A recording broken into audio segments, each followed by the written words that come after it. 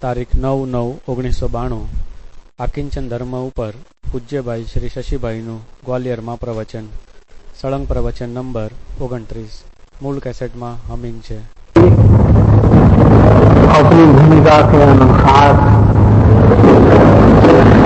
सम्यक दर्शन पूर्वक जो भी पूर्व प्रारब्ध से संयोग इकट्ठे होते हैं, जो भी संयोग प्राप्त होते हैं, उसमें ममत्व का अभाव करना चाहिए, अभाव होना चाहिए. अगर हमें शांति चाहिए आत्मा में से, तो जितना ही ममत्व होगा जड़ पदार्थों का, जिसमें शांति नहीं है, वहां से सुख लेने की जितनी भी वृत्ति होगी ये अशांति को ले आएगी, उसमें से शांति नहीं मिलने वाली. इसलिए मुमुक्षुओं से लेकर गृहस्थों को भी अपनी भूमिका अनुसार आकिंचन को प्राप्त करना, इन्हीं भावना से अपना परिणमन को ठीक करना चाहिए. विमोहामोक्षाय सहित निरता चारु चरिता ग्रहादि त्यक्त्वाय विदयते तपस्तेति विरलाः तपस्यन्तोऽन्यस्मिन् मुखयमिनि शास्त्रादि दगतो सहायास्युतेति जगत युविनो दुर्लभतरा. जिनका मोह नष्ट हो गया है, विमोहा जिसका मोह नष्ट हो गया है, दर्शन मोह तो चतुर्थ गुण स्थान में नष्ट हो जाता है, और मुनिराज को तो चारित्र मोह भी नहीं है, मैंने जो संजलन का है वो भी अति मंद होता है, इसलिए नहीवत होता है, कहीं भी उनको ममत्व नहीं होता. जिनका मोह नष्ट हो गया है और अपने आत्महित में निरंतर लीन है तथा पवित्र चारित्र को धारण करने वाले हैं, और जो गृहादि को त्याग कर मोक्ष के अर्थ से तप कर रहे हैं, तो मुनिराज की भक्ति हो रही है, बहुमान हो रहा है, और उसमें रस आना निर्मोही दशा वाले मुनियों के चरित्रों को सुनने में, पढ़ने में, उनको ज्ञान में लेने में रस आना, ये भी मोह को नाश करने का, मोह को अनुभाग घटाने के परिणाम होते हैं. जिसको मोह को हटाना हो, मोह को कमजोर करना हो, उनको निर्मोही धर्मात्मा का बहुमान और गुणगान करना चाहिए.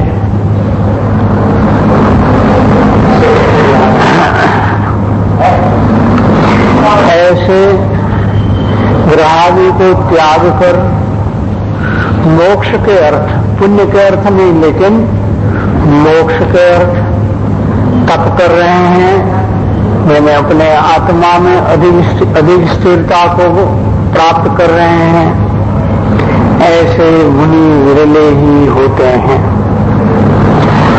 मैंने बहुत कम संख्या में होते हैं ऐसे मुनि जो अपने हित के लिए तप कर रहे हैं. उसी प्रकार अन्य तपस्वी मुनियों को जो शास्त्रादिक दान करते हैं और उनके सहायक हैं, ऐसे योगेश्वर इस जगत में दुर्लभ है. क्या है? मुनि भी ज्ञान दान देते हैं. मुनियों के पास परिग्रह नहीं होता, परिग्रह से तो ममत्व तोड़ दिया है, उसका त्याग कर दिया. जग को दे दी जग की निधियां, जगत की निधि अपने पास नहीं रखे, बाह्य में भी नहीं और अंतर में भी नहीं. ऐसे मुनिराज को दान देने के लिए क्या चीज है इनके पास? कि इनके पास जो ज्ञान है तो ज्ञान का ज्ञान दान वो देते हैं। या तो कोई ग्रंथ है अपने बनाया हुआ हो या पूर्वाचार्यों का हो, उसका भी वो दूसरे मुनिराज को दान देते हैं। अगर कोई मांगते हैं तो फौरन दे देते हैं, उनको इस पर भी ममत्व होता नहीं है। मुनियों के शास्त्र का अगाध ज्ञान हो तो भी उसका उनके ममत्व यानी अभिमान नहीं होता। राग द्वेष मोह आदि परिणाम तो अंतरंग परिग्रह है ही, किंतु शास्त्र का सूक्ष्म ज्ञान है, बाह्य ज्ञान जिसको कहते हैं, जानकारी बहुत होती है मुनियों को भी। फिर भी इसका अहमपना और अभिमान होवे तो उनको भी परिग्रह कहने में आया है। ऐसा अभिमान नहीं होता। दूसरे मुनियों को ज्ञान का उपदेश देने में ये किंचित संकोच नहीं करते। उनको कभी ऐसे परिणाम नहीं होते कि मैं इनको सब बात बता दूंगा तो ये तगड़ा सूक्ष्म वाला दूसरा मुनि मेरे से भी आगे बढ़ जाएगा। ऐसा मात्सर्य कभी मुनियों को नहीं होता, ज्ञानियों को भी नहीं होता, गृहस्थों को भी नहीं होता, मुनियों को तो होता ही नहीं। वे संकोच नहीं करते। मैं अपना ज्ञान का सारा रहस्य इससे कह दूंगा, बता दूंगा तो वह मुझसे भी आगे बढ़ जाएगा। ऐसे ईर्ष्या का, मात्सर्य का विकल्प भी मुनि के नहीं होता। ऐसे परिणामों का वो अभाव कर चुके हैं वीतरागता के सद्भाव में। अन्य कोई अपने से आगे बढ़कर, अपने से पूर्व पहले केवल ज्ञान प्राप्त करता हो तो इसमें मुनिराज की अनुमोदना होती है। क्या होते हैं? दो मुनि है, एक साथ दीक्षा लिया,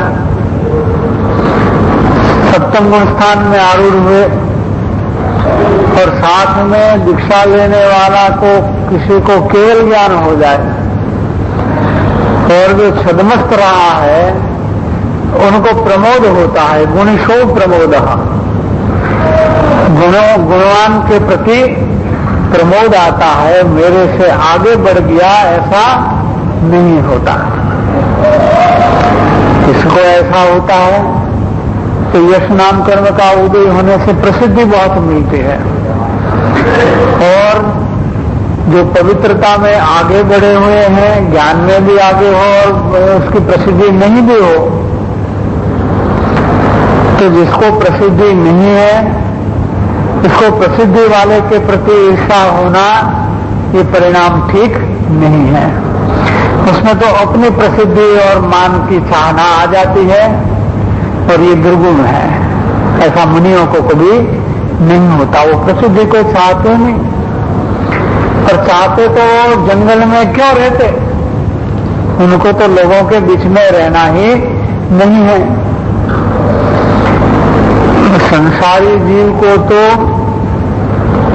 सबको साथ रहने में अच्छा लगता है, सुहाता है। तो देखिए हमारे परिवार में तो इतने हैं, आप तो 5 हैं, हमें तो 15 साथ में रहते हैं, और इसमें 2-5 भी कम हो जाता है, हमको सुहाता नहीं है। घर में खाली खाली लगता है। क्या होता है गृहस्थी को? मुनिराज कहते हैं कि हम तो गृहस्थी को छोड़ करके जंगल में वहां चले गए कि जहां कोई प्राणी आता जाता न हो। अगर जंगल में भी आवागमन दिखता है तो वो स्मशान में चले जाते हैं ध्यान करने के लिए, क्योंकि वहां लोग जाते नहीं बिना प्रयोजन। तो ऐसे उनको एकांत पसंद है। बिल्कुल संसारियों से विपरीत परिस्थिति है उनकी ऐसे विषयों में। तो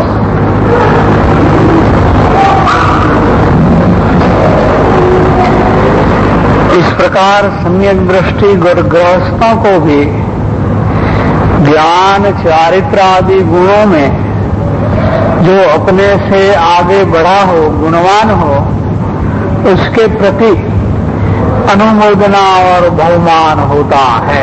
उनको तो विशेष बहुमान होता है, अनुमोदना आती है, वो धन्यवाद देते हैं कि अच्छा हुआ आपने अपने इतने अंतर के गुणों को प्रकट किया। विकल्प के समय यदि अधिक गुणवान के प्रति अनुमोदना न हो तो वैसे जीव को अपने आत्मगुण की रुचि भी नहीं है। क्या निकाला गुरुदेव ने? दूसरे से यहाँ की बात निकाली कि जो दूसरे गुणवान के प्रति बहुमान या प्रमोद इसको सहज रूप से नहीं आता हो, कृत्रिमता नहीं करनी है, दिखावा नहीं करना है, उनको अपने आत्मगुणों की रुचि नहीं है। यानी जिसको यहां से ले तो कि जिसको अपने आत्मगुणों को प्रकट करने की रुचि है, स्वभाव की रुचि है, उनको दूसरे ने जिसने भी गुण प्रकट किया हो उसके प्रति बहुमान और अनुमोदना आएगी आएगी और आएगी ही। ऐसा ही बनता है, ये रुचि का स्वभाव है। देखिए क्या होता है, लोग अमेरिका की बात क्यों करता है कि अमेरिका में ऐसा है, अमेरिका में ऐसा है, अमेरिका में ऐसा है। यहाँ के वैभव बहुत है ना, तो इनकी बातें करते कि नहीं करते, वहां जाते हैं नहीं जाते, या अखबार से या वहां के साहित्य को पढ़ करके क्या इनकी प्रशंसा करते हैं? क्या कारण है ऐसी प्रशंसा करने में? क्या कारण है कि उनकी रुचि है, उनको कोई देने वाले नहीं है। यहाँ से प्रशंसा करने से यहाँ से कोई भेजने वाले नहीं है। लेकिन जिनको रुचि पड़ी है, जिसको बाह्य वैभव की रुचि है, वो दूसरे बाह्य वैभव वाले को मान देगा, सम्मान देगा, इनकी प्रशंसा करेगा, क्योंकि उनको वही चाहिए। तो बहुत स्वाभाविक है, रुचि का ऐसा ही स्वभाव है। रुचि का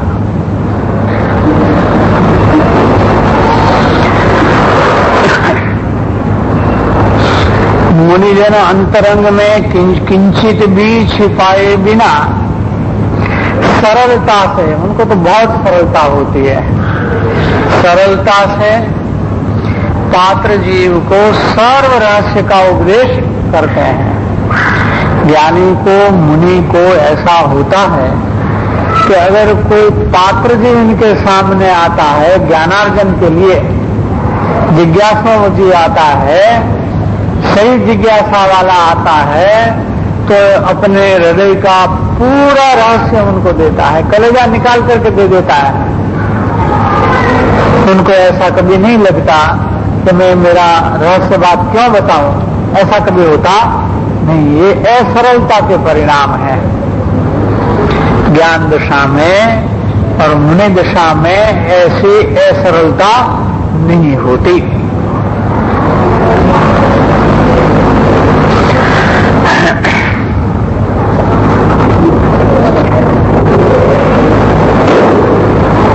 उपदेश के विकल्प को, वे उपदेश के विकल्प को भी अपना नहीं मानते।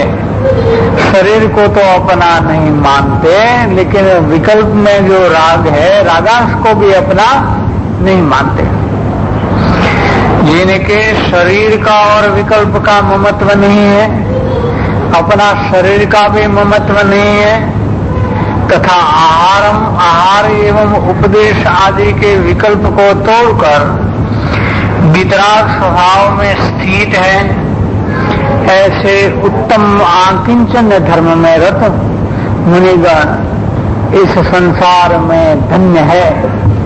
धन्य है वे मुनिवरा कि जिसको आज आकिंचन धर्म होता है, कहीं भी ममत्व नहीं होता, अपना क्षोभम का भी नहीं, उपदेश के शुभराग का भी नहीं, और अपना शरीर का भी नहीं, और शास्त्रादि उपकरण हो तो इनका भी नहीं, किसी का भी नहीं। ये शरीर के अममत्व परिणाम को दिखाते हुए महाराज का ऐसा वर्णन आता है कि यदि इनके शरीर को काटने के लिए कोई सर्प आता है, बिच्छू आता है, कोई बाघ सिंह आता है, तो अपने स्थान से वो विचलित नहीं होते। ऐसे नहीं कि सर्प सामने आ रहा है तो हम थोड़ा खिसक करके अलग हो जाएं तो अपने रास्ते से गुजर जाए, तो हमको काटे नहीं, ऐसा नहीं होता। इतना शरीर का ममत्व मुनिराज को नहीं होता। और अगर सर्प आया, बिच्छू आया, शरीर पर चढ़ने लगा तो भी वो खिसकते नहीं है, खिसकते भी नहीं और इनको हटाते भी नहीं। क्या कारण है कि उनको ऐसा विकल्प नहीं आता। विकल्प के काल में वो जान लेते हैं कि वो आया है, शरीर पर चढ़ रहा है और बिच्छू अपने आंकड़े से वो काटने की तैयारी करता है। लेकिन वो क्या करेंगे, न हटेंगे न उसको हटाएंगे, लेकिन अपने उपयोग को वहां से हटा करके वे स्वरूप में डुबकी लगाएंगे। ये हो जाएगा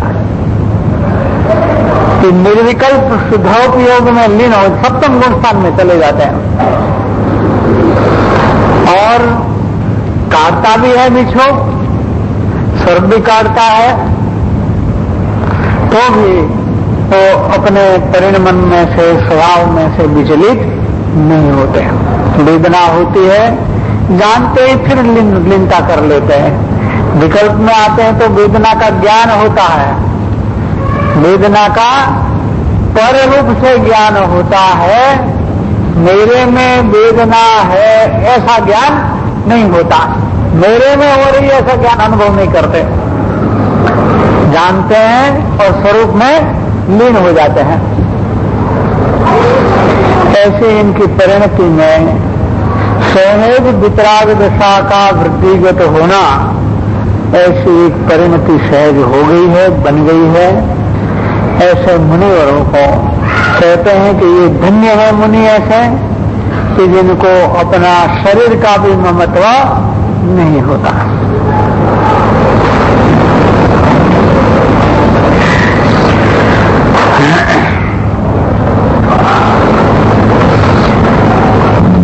उनके चरित्र दशा विद्यमान है और केवल ज्ञान प्राप्त करने की पूरी तैयारी है। किसमें लगे हैं वे? केवल ज्ञान की प्राप्त करने की तैयारी में दिन रात अहरनिश लगे हुए हैं। कोई काम की फुर्सत उनको नहीं है। मुनिराज कभी अपने सिर पे कोई काम करने का बंधन स्वीकार नहीं करते, मैं इतना कर दूंगा, ये काम कभी मुनि करते नहीं है, क्योंकि वो केवल ज्ञान की तैयारी में पड़े हैं। उनको पता है कि इस काल में केवल ज्ञान की उपलब्धि विच्छेद गई है, तो भी इनकी भावुकता रोकी जाती नहीं, क्योंकि भावुकता तो हद नहीं होती, भावना तो हद नहीं होती। देखिए क्या भावना करती है काम।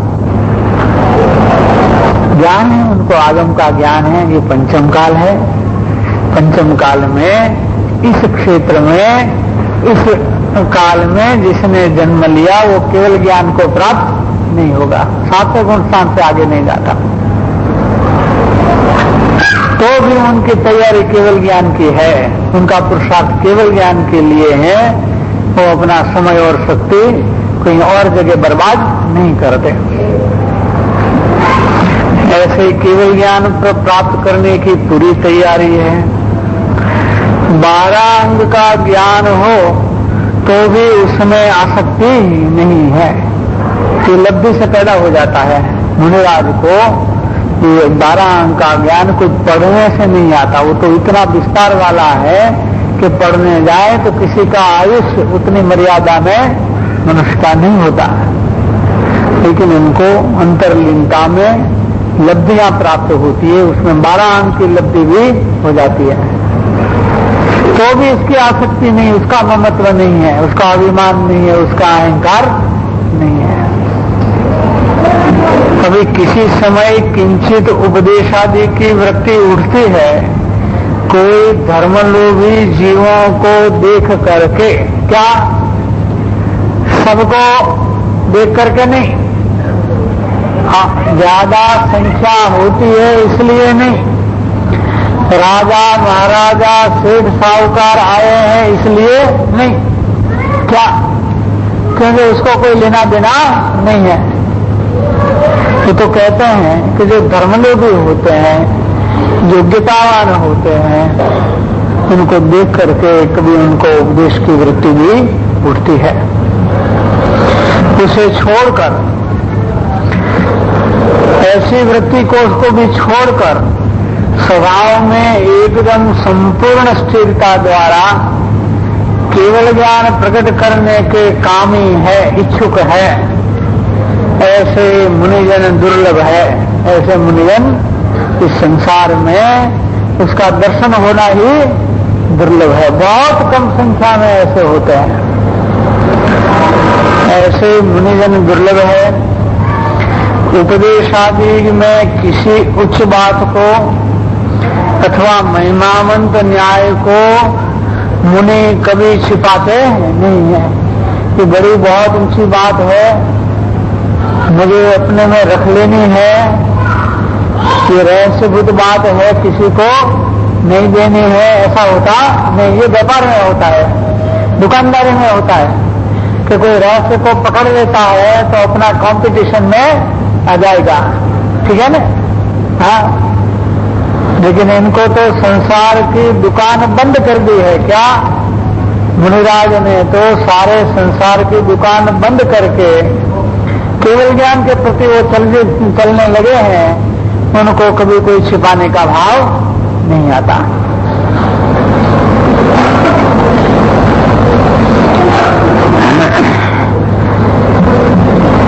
छिपाते नहीं। ज्ञान दान देने से कहीं ज्ञान कम रह जाता हो ऐसा नहीं है, किंतु उल्टे अपने ज्ञान स्वभाव की भावना का मंथन करने से उपदेश के काल में ज्ञान एकदम विकसित होता जाता है। बाहरी चीजों की तो ऐसी बात है कि जितना दे दिया उतना कम हो गया। 1000 में से 500 का दान दिया तो 500 बाकी बच गया। ज्ञान में ऐसा नहीं है। ज्ञान जितना ज्ञान दान देते हैं उतना ज्ञान बढ़ता जाता है। एक अक्षय पात्र है। क्या? आत्मा ज्ञान भंडार ऐसा है कि वो अक्षय पात्र है ज्ञान का। जितना ही ज्ञान निकलता है उतना ही अंदर में से बाहर आने लगता है। तो वो कुएं की उपमा दी जाती है। अपने भक्ति में आती, पूजा में आता है कुआ की तरह कि कुआ में से पानी निकालो, पानी आ जाएगा। कुआ खाली होने वाला नहीं है।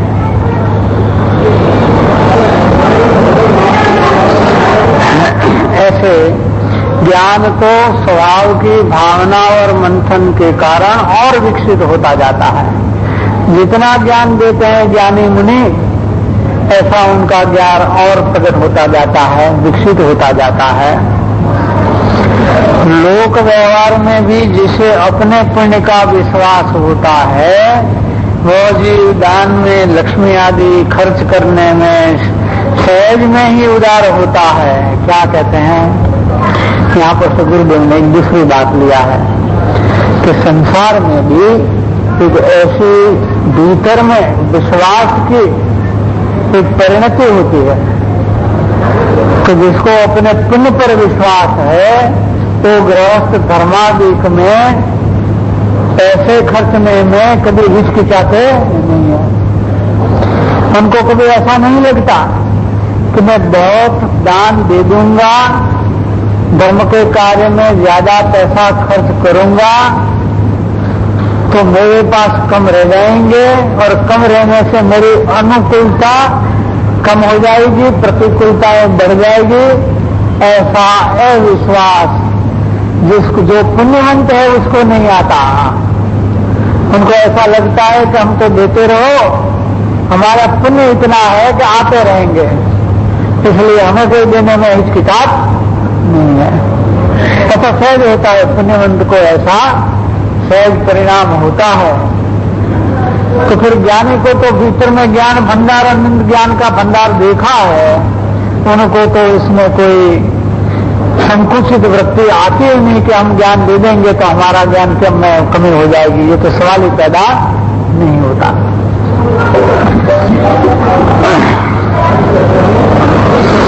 ऐसे जो पुण्यवंत है उसको अधिक लक्ष्मी खर्च करने से मेरे पैसे कम हो जाएंगे ऐसी शंका भी उसको, दहशत भी नहीं आती, शंका भी नहीं होती उनको।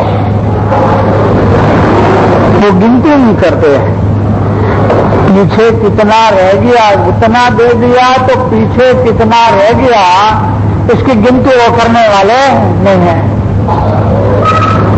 हमारे यहाँ तो इसे कहते हैं कि वितराग मार्ग है, ऐसा सन्मार्ग विश्व में इनकी तुलना में, इनकी बराबरी में कोई मार्ग नहीं है। जब ऐसा महान सर्वज्ञ जैन परमेश्वर का मार्ग है, अगर इसकी प्रभावना होती है तो पेट को पाटा बांधकर भी प्रभावना करनी चाहिए। पेटे पाटा बांधकर क्या समझते हैं आप?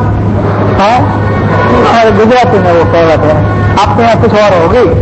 पेटे पाटा बांधना मतलब ये है कि कोई दरिद्र आदमी है, कोई मिठाई नहीं खा सकता है, खिचड़ी तो खा सकता है, थोड़ी बहुत परिश्रम करने से मजदूरी का काम करता हो तो घर में 2 मुट्ठी खिचड़ी तो ले आ सकता है पेट भरने के लिए। अगर ये खिचड़ी में भी कमी करनी हो तो 2 मुट्ठी में से 1 मुट्ठी करना हो और पेट में खड्डा थोड़ा रह जाता हो भूख का, तो भी सन्मार्ग में 1 मुट्ठी लगा देनी चाहिए। ऐसी भावना धर्मात्माओं को होती है, ऐसी भावना ग्रस्त मुमुक्षुओं को और धर्मात्माओं को होती है। तो पेटे पाटा बांध करके भी, पटिया बांध करके भी सन्मार्ग की वृत्ति करो अगर हो सकती है तो, इसमें हमें संकोच करना नहीं है।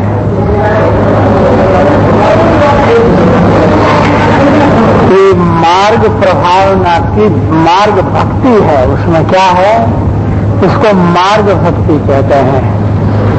जिसको अपनी भक्ति के बदले में कुछ नहीं चाहिए, केवल अपना आत्मकल्याण चाहिए, उसको रहस्य भक्ति कहते हैं, उसको प्रेम भक्ति भी कहते हैं। इस संसार के प्रेम की बात नहीं है, वो तो स्वार्थ का होता है, उसमें तो कुछ भी अनुकूल नहीं पड़ता है तो गुस्सा आ जाता है, राग का स्थान द्वेष ले लेता है। वो निर्दोष प्रेम नहीं है, स्वार्थ का प्रेम संसार में होता है।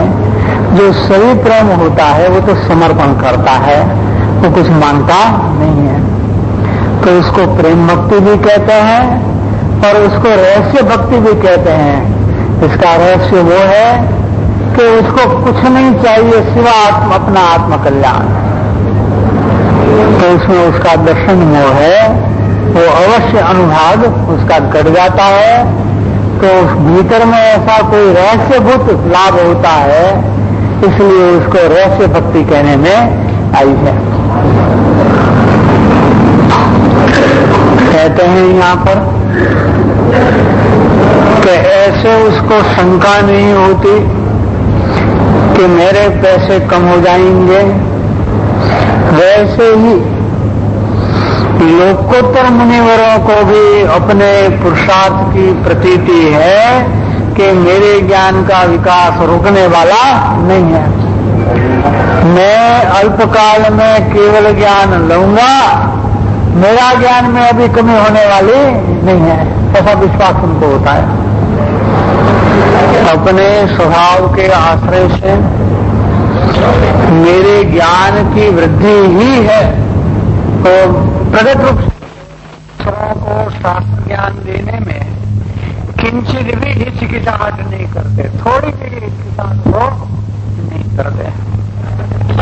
स्वतः को उपदेश की वृत्ति में अटकने की भावना नहीं है, वो उपदेश के राग की वृत्ति में, शुभ राग में अटकने का अभिप्राय नहीं रखते, किंतु वृत्ति को तोड़कर वो स्वभाव में ही एकाग्र रहकर पूर्ण ज्ञान की भावना है, जिसको ऐसे मुनिवरों को उत्तम आकिंचन्य धर्म होता है। मूल बात तो जो चलती है वो धर्म का आकिंचन्य रूप कैसा होता है, इसकी बात चलती है। ये जो 10 लक्षण है वो धर्म का स्वरूप है, धर्म का ये रूप है। धर्म ऐसा होता है, मैंने उसमें परसेंटेज नहीं है। 10% क्षमा का, तो 10% है वो आकिंचन्य का, 10% है आर्जव का, 10% मार्गव का। ऐसा नहीं होता, सबका सौके होता है, ऐसा होता है इसमें। ये धर्म का स्वरूप है अपना। आकिंचन अर्थात परिग्रह रहितता। आकिंचन है तो शास्त्र परिभाषा का शब्द है, तो उसका बहुत सादी भाषा में परिग्रह रहितता ऐसा कहने में आया है। मुनियों को तो तिल तुष परिग्रह बाह्य में होता ही नहीं। जिसको कुछ भी परिग्रह हो, थोड़ा भी, तो भावलिंगी मुनि तो नहीं होते, तो द्रव्यलिंगी किंतु भी वो नहीं होते, निष्परिग्रह होते बाहर में। और अंतर में भी जो क्रोध मान माया लोभ आदि जो कषाय है, तो वो परिग्रह भी मुनियों को नहीं होते। ऐसे बीतरागता की मूर्ति समझो, अमूर्त ऐसे बीतराग परिणाम को यदि किसी को मूर्तिमंत रूप में देखना हो, दर्शन करना हो, तो ये भावलिंगी मुनिराज में वो मूर्तिमंत रूप से देखने में आता है। ये अपना अष्टपाहुर है ने, भगवान कुंद स्वामी का अष्टपाहुर जो शास्त्र है वो दार्शनिक शास्त्र है हमारा। शास्त्रों में भी अलग अलग पहलू है, इसमें ये कुंद स्वामी की जो रचना है वो दार्शनिक है। क्या हुआ कि भगवान महावीर स्वामी के पश्चात करीब 500 साल में कुंद स्वामी की उपस्थिति हुई है, और उसी काल में ये श्वेतांबर मत का प्रारंभ हुआ। तो जब मूल धर्म पर कोई आघात होता है, प्रत्याघात होता है, प्रहार होता है, विटंबना आती है, यानी किसी भी प्रकार का उपद्रव होता है, तो मुमुक्षु हो, धर्मात्मा हो, मुनिराज हो, उनको उसके सामने तल्लाक आए बिना नहीं रहती। तल्लाक क्या कहते हैं? जोर से नीचे गाना, उसको तल्लाक कहते हैं। तो भगवान कुंद आचार्य देव तो महा दिगंबर संत, 6ठे 7वें गुणस्थान में रहने वाले जंगलवासी संत थे। उनको भी निषेध आया बहुत जोर से, इतना जोर से निषेध आया कि ये क्या नया पाखंड चालू हो गया हमारे सामने, हम बर्दाश्त कर सकते नहीं। तो ये उन्होंने एक रचना की अष्टपाहुर की, उसमें भावलिंगी मुनि कैसे होते हैं इनका वर्णन किया है। तो उसके प्रथम प्रकरण में ऐसी बात दिया है कि भावलिंगी मुनिराज है, ये मूर्तिमंत मोक्ष मार्ग है। कैसा है? मोक्ष मार्ग तो सम्यक दर्शन ज्ञान चारित्र रूप अमूर्त आत्मा के अमूर्त परिणाम है। क्या है? आत्मा स्वरूप से अमूर्त है और इनके शुद्ध परिणाम भी अमूर्त होते हैं। फिर भी मोक्ष मार्ग के को मूर्तिमंत किसी को दर्शन करना हो तो ये भावलिंगी मुनिराज को दर्शन कर सकते हैं। ऐसा लिया है, बहुत सुंदर अधिकार लिखा है, भले ही दार्शनिक लिखा है, लेकिन मुनियों का स्वरूप कैसा होता है हमारे जिन मार्ग में, उसका बहुत तादृश्य स्वरूप इस ग्रंथ में आचार्य महाराज ने बहुत सुंदर लिखा है। कहते हैं कि ऐसे धर्म मुनियों को आकिंचन धर्म यानी परिग्रह रहितता होती है। परिग्रह किसको कहते हैं? भगवान उमा स्वामी ने क्या कहा? मूर्छा परिग्रह। क्या सूत्र दिया? मूर्छा परिग्रह।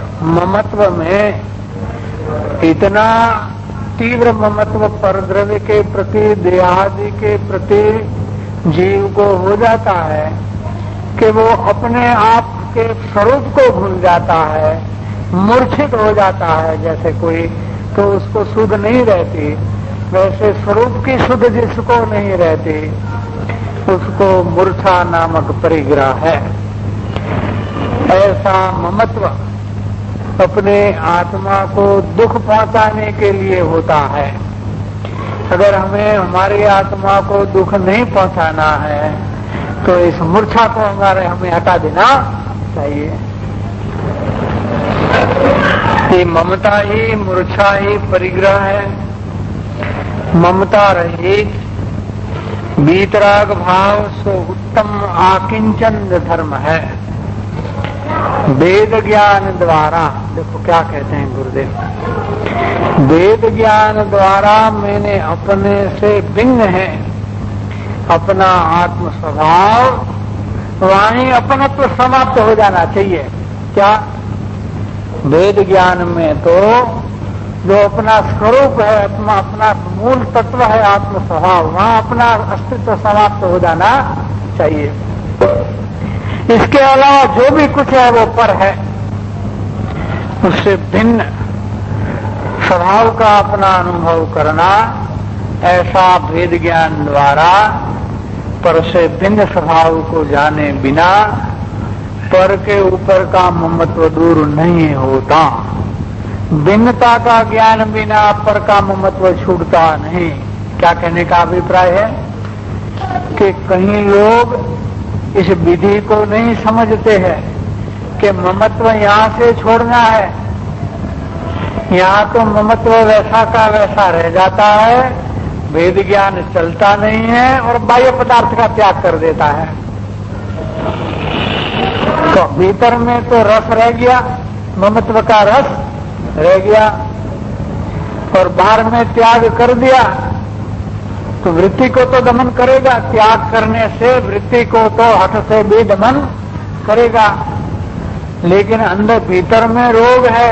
वो रोग तो ममता का गया नहीं, और बाहर में पाका पिंडी कर ली, मरामत कर ली, ये रोग और कहीं निकलने वाला है, जोर से उछल के बाहर आएगा, कभी आएगा तो इसलिए इनकी सही विधि ये है कि पहले अपने ममत्व भाव को दूर करें।